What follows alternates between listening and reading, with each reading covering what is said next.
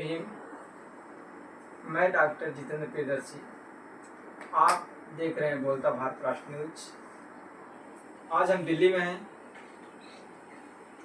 हमारी मुलाकात सिद्धार्थ सिंह से हुई।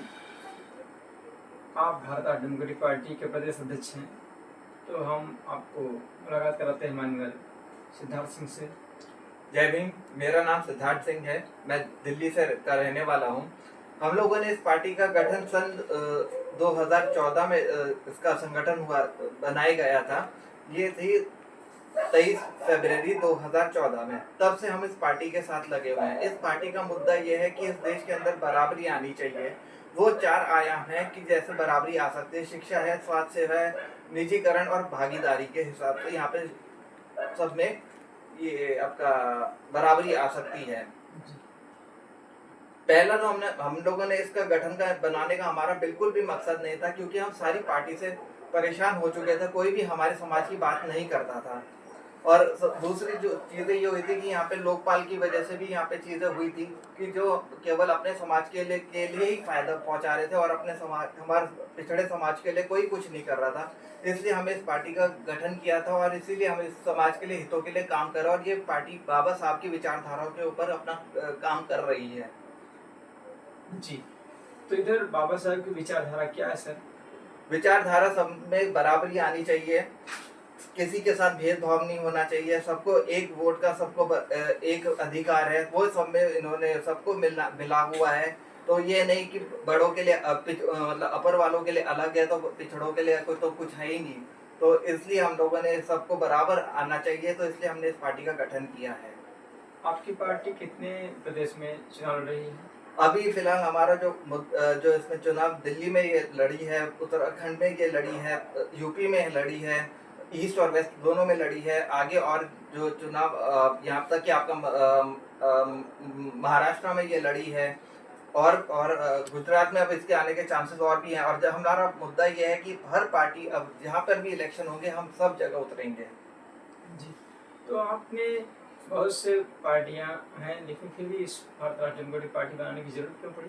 क्योंकि इन्होंने इस पार्टी का जो थी, इस पार्टी का जो गठन किया गया था, क्योंकि ये बाबा साहब की विचारधाराओं के ऊपर ही अपना काम करती आई है, तो इसलिए इन्होंने बाबा साहब की विचारों को ध्यान में रखते हुए इस पार्टी का गठन किया गया है। कि बाबा साहब का विचारधारा यह था कि किसी में भेदभाव नहीं आना चाहिए, क्यों सबके जो लैंड का अधिकार था सबको बराबर मिलना चाहिए। जो पिछड़ो, जो सबको जो सर्वन, जो मतलब अपर लोग हैं, उन सबको जैसे अधिकार मिल रहे हैं वही सब अधिकार हर लोगों को मिलना चाहिए, चाहे उसमें ठाकुर हो, आपका बनिया हो, या और शूद्र हो, ओबीसी या SC ST OBC के ही लोग भी क्यों ना हो, उसमें उन सबको भी वही सब अधिकार मिले जो अपर को देते आए हैं।